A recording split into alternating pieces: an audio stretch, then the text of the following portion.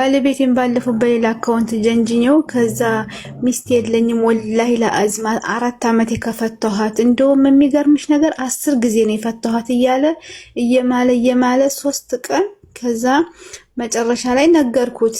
እኔ ወይና ያለው እሱ ኢትዮጵያ ነው ያለው። ወቀስያ ወይና ያለው እሱ አንቺ የት ነሽ? እሱ አንቺ የት ነሽ? እሱ ኢትዮጵያ ነው፣ እኔ ሳኡዲ ነኝ።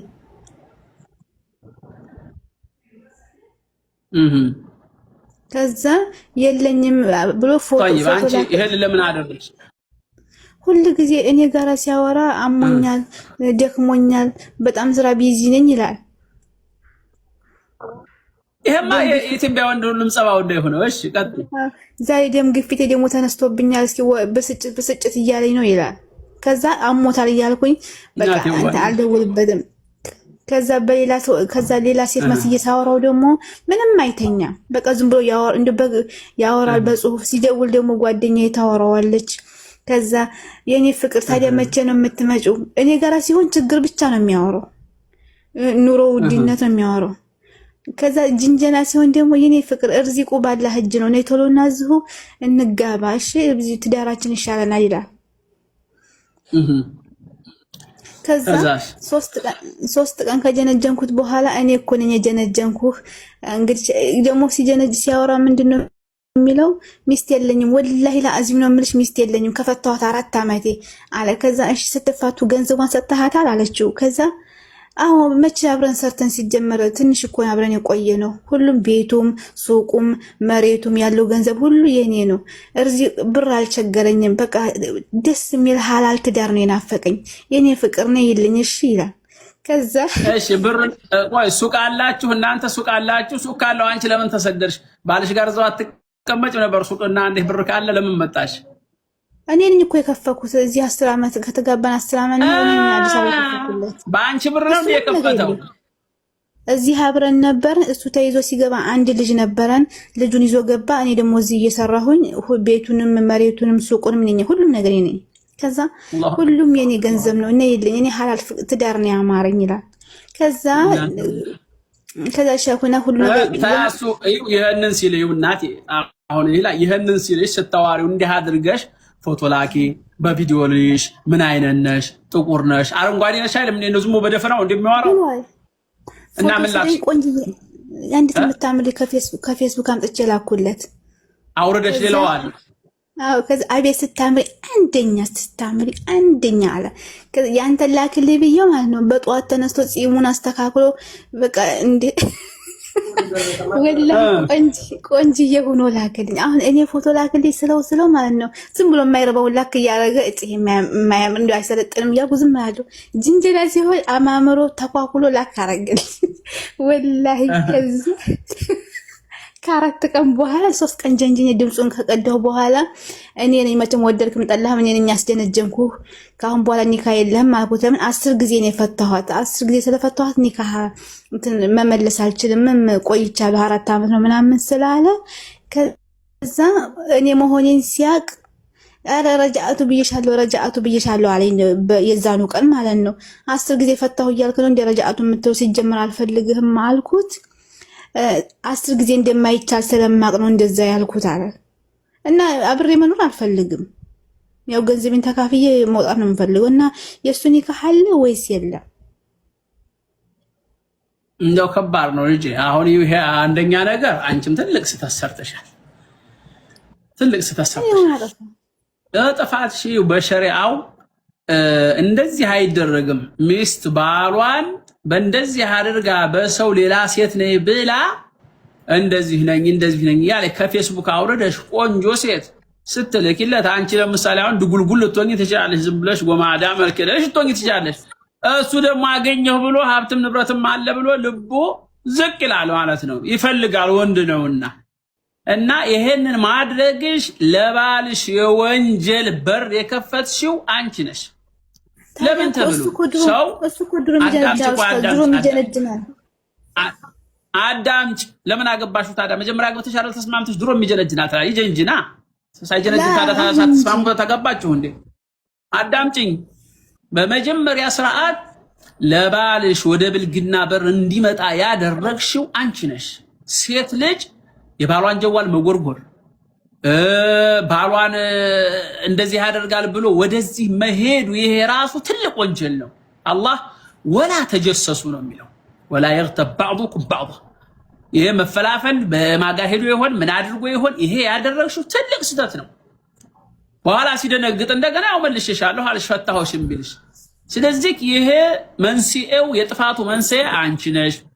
ሌላ ቆንጆ ሴት አድርገሽ ልከሽ አማለሽ እሱን በጽሁፍ የሚያማምሩ ቃላቶችን በቴክስት አድርገሽ መጻጻፍሽ እንደሌላ ሴት ሆነሽ አሳማምረሽ ያው ሰውየው ፂሙን አበጃይቶ በደንብ ተስተካክሎ ፎቶ እስከሚልክልሽ ሁላ እንደገና ደምስ ግፋቴ መጥቶብኛል ስኳሬ ጨምሯል እስከሚል ሁላ እዚህ ሁላ ደረጃ ያደረሽው አንቺ አውርደሽ ከፌስቡክ ላይ በላክሽላት ሴት እውነት መስሎት ነው ማለት ነው። ስለዚህ ትልቁ ትዳርሽ እንዲበላሽ ያደረግሽው አሁን የሰው የፍታይ ሲተው አልፈታም ነው የሚለው የከፈትሽለቱን ሱቅ አልሰጥም ብሩ ሊልሽ ይችላል ሊከዳሽ ይችላል። ስለዚህ አሁን አንቺም እንደምታደርጊው እንደዚህ ያደረገ ነው ብለሽ ለቤተሰቦቻችሁ ንገሪና የሚቆጠብ ከሆነ የሚታረም ከሆነ ይሄን ጉዱን መረጃ ይዣለሁ ብለሻል አንቺ ቀርጸሻል ድምጹንም ምኑም ይሄው ባካችሁ እንደዚህ አደረገኝ ስለዚህ ስርዓት ያዝ ባሌ ብለሽ ለቤተሰቦችሽ አምልኪና ቤተሰቦችሽ እዛው አፋቱሽም ማኖሩሽም ያንን አድርጊ። ለእንግዲሁ ግን እባካችሁ ሴቶች ይሄን እንዲህ አይነት ነገር አታድርጉ። ጥሩ አይደለም። የራሳችሁን ህይወት ነው የምታበላሹት። የወንድ ልጅ ምን መላእክት አይደለም እኮ መላእክት አይደለም። ሰው የተሻለ ነገር ሲመጣ ሁሉም ይመኛል። የለኝም ሚስት እንደው ሰው እንኳን ሚስት አይደለምና ሚስትን ያህላል ጸጋ አይደለም። ሰው ከየመስጂዱ ከየሆነ ቦታው ከየሱቁ ወለቀ ሲደረግለት ሸበት ጫማ ያለው እንትን እስኪቸር ጫማ ሰርቆ የሚሄደው ለምንድን ነው? የተሻለ ነገር ከሆነ ብሎ ነው እኮ ሰው ጫማ ይሰርቃል እንኳን ሚስት አይደለምና። ስለዚህ ጥፋቱን የሴቶቹ የእናንተ ነው። እንደዚህ አይነት ነገር መደረግ የለበሽም ማድረግ የለብሽም። ሴቶችም ተጠንቀቁ በትዳራችሁ ላይ። ወንዶችም ሰማችሁ ሚስት ዘይነባ ከሆነች ትግስት ሆና ብመጣ ሃይ ብትልህ በውስጥ ፌሩዚ ሆና ብመጣ ሞቢና ዙዙ ሃይ ብትልህ እየው እየሰማ ነው ይሄን ጉድህን አፈን ከፍተካ እያልክ ፎቶን እየተነሳህ እየነቃቀስክ በእያረክ ፎቶ ልካለሁ ብትል የዚች ሊባል ያጋጠመው ያጋጥማሃል። ለሰው ብለህ ስታማ ለኔ ብለህ ስማ የሚባል ነገር አለ። ወንዶችም ተጠንቀቁ። በያንቺ ሁለተኛ ይሄንን አታድርጊ። አላህን ፍሪ። ጥሩ አይደለም የሚያደርሹ ሌሎችም ሴቶች የባላችሁን ነውር ጀዋሉን እንኳን አይጎረጎርም። እንደው መስጂድና ትዳር ዝም ብሎ ጧሃራ ነው ብሎ መኖር ነው የሚሻለው እንጂ ወንዶቹም ከተከታተሉ ሴቶቹም ከተከታተሉ ይሄ ጀዋል የሚያመጣው በላ ብዙ ነገር አለ ማለት ነው። ብዙም ያለያይ ነገር አለ። ሴቶቹም አታርፉም ወንዶቹም አታርፉም። እንደው ስለዚህ እንደው ዝም ብሎ ተማምኖ መስጂድ ሲገባ እንደው ሽንት ሲንሸናበት ታልታ ያን መስጂድ ይሄ መስጂድ ነጃሳ ነው ማለት አይቻልም። ዝም ብሎ አደብ አድርጎ ገብቶ ሰግዶ መውጣት ነው። ሴትም እንደዚሁ ወንድም እንደዚሁ ተቻችሎ መኖር ነው። በያንቺ ለማንኛውም እናቴ ይሄ እንደው ለሁላችንም ትምህርት ነው። አላህ ይጠብቀን እና ወንዶችም ይሄ በግል እየመጣ ሃይ የምትል ሃይ የሚል ይሄ የማይታወቅ ኮድ ሁሉ ቢመጣልክ እንደው አዲስ ነገር አገኘው ብለህ ዝም ብለህ እንደው ሰክ ብለህ እንደው ያለ የሌለህን ፎቶ እየገለባበጥክ አትላክ። እንዲህ አይነትም ነገር አለ ማለት ነው። ተጠንቀቁ ትዳራችሁ እንዳይበላሽ። በእናቴ ደህና ደሪ ሂጂ ወደ ስራሽ ሂጂ። ጉድ እንዴት አለ ሙር ነው በሉ። አሰላሙ አለይኩም ወራህመቱላሂ ወበረካቱ። እኔ በቃ ከዚህ በኋላ እንግዲህ ይበቃኛል። እኛም አንድ ሚስት ለአንድ ሰው ወይም አንድ ሴት ለአንድ ወንድ በሚሉ ላይ እንኖራለን። እናንተ ግን አደምና ሔዋን አንድ ሴትና አንድ ወንድ ተጋብተው ነው የፈጠሩና አላችሁ። እናንተ አሁን አራት ሴት የምታገቡት ከየት የመጣ ስታይል ነው? እሺ አሁን መልሱን አዳምጥ። በመጀመሪያ ተሳስተሃል።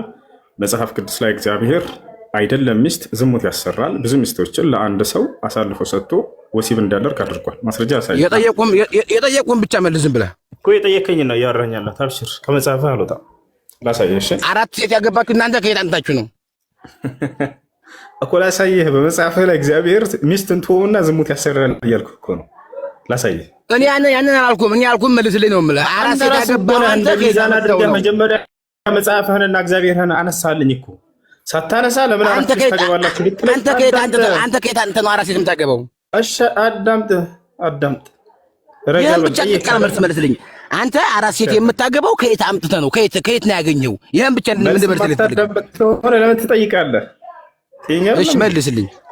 አንተ እግዚአብሔር ዝሙት ስራ ምናምን እኮ በጣም ላፊ ወሬ እኮ ያወጋኝ ያለው አልታወቀህም አንተ። አላፊ አይደለም መጽሐፉ ላይ ያለ ነገር ነው ያወራሁት። እውነት እልሃለሁ። እኔ የጠየቅኩህን መልስልኝ። መጽሐፉ ላይ ያለው ጋር ማውራት ከፈለክ አንተ ሄድና እፎይ ጋር ተከራከር አቅማለህ። እኔ አሁን የፈለኩህ እሺ ጥያቄ ነው። ክርስቲያኖች ማለት ነው። አንድ ነገር ንገርህ። መታችሁ እስልምና ላይ እንዴት ጥያቄ አለን ብትል በቀጥታ ወላሂ ለአዚም ክርስትና ላይ አልገባም። ግን ለምሳሌ በክርስትና ብለህ ክርስትናህን እንደ ምሳሌ ካነሳኸው ቀጥታ ከዚያው ጀምርልሃለሁ ማለት ነው። የተሳሳተ ነገር ካነሳህ ይሄ ስህተት ነው ብዬ አርመሃለሁኝ። መጽሐፍ አንተ በላይ ከመምህሮችህ በላይ ስለማውቀው ማለት ነው። አዳምጥ። ታውቀው አንተ ወላሂ አውቀዋለሁ። አያውቁትም መምህሮች። አራት ጥቅስ ያውቃሉ። ይሄን መሰክርላቸዋለሁ። እኔና አባል እኔ ከአብርሃም በፊት አለሁ። በመጀመሪያ ቃል ነበር፣ ቃልም ከእግዚአብሔር ዘንድ ነበር፣ ቃልም ሥጋ ሆነ። ይሄን አራት ጥቅስ ያውቃሉ። ለዚህ መሰክርላቸዋለሁ። ሌላ አያውቁም። ስለዚህ አዳምጥ። አሁን አንተ በመጽሐፍ ቅዱስ ላይ ስለ ሚስት ምንም ብታውቀው ነገር የለም። መምህሮችም ይሄን ስለማያውቁ ነው የሰጡህን እየተናገርክ ያለው። መጽሐፍ ቅዱስ ላይ የእግዚአብሔር ሰው ሰለሞን እየሰጡ ምናምን ኡስታዝ እየሰጡ ምናምን ሳይሆን እኔ እያልኩ ያለሁት አራት ሚስት አንተ ከየት ነው ያገኘውን? ያንተ መልስልኝ። ከዛ በኋላ እኔ ደግሞ ጠይቀኝ የምርትልህ አይደል ደግሞ። እሺ በቃ አዳምጥ። በመጀመሪያ አራት ሚስት እሺ በቃ ባጭሩ አምላክ አላህ ሱብሓነሁ ወተዓላ ስለደነገገው ቃለ ሱብሓነሁ ወተዓላ ፈንኪሑ ማ ጣበ ለኩም ሚነ ኒሳኢ መስና ወሱላሰ ወሩባዕ ፈኢን ኺፍቱም አላ ተዕዲሉ ፈዋሒደተን አለ። አንድ ሰው አቅሙ ካለውና የማስተዳደር አቅሙ ካለው በመካከላቸው ፍትህን ማድረግ የሚችል ከሆነ እስከ 4 ድረስ ማግባት ስለተደነገገ በሱረቱ ኒሳ ላይ ምዕራፍ 4 ቁጥር 4 ላይ አላህ ሱብሓነሁ ወተዓላ ተናግሯል። አይሽ ቀጥል።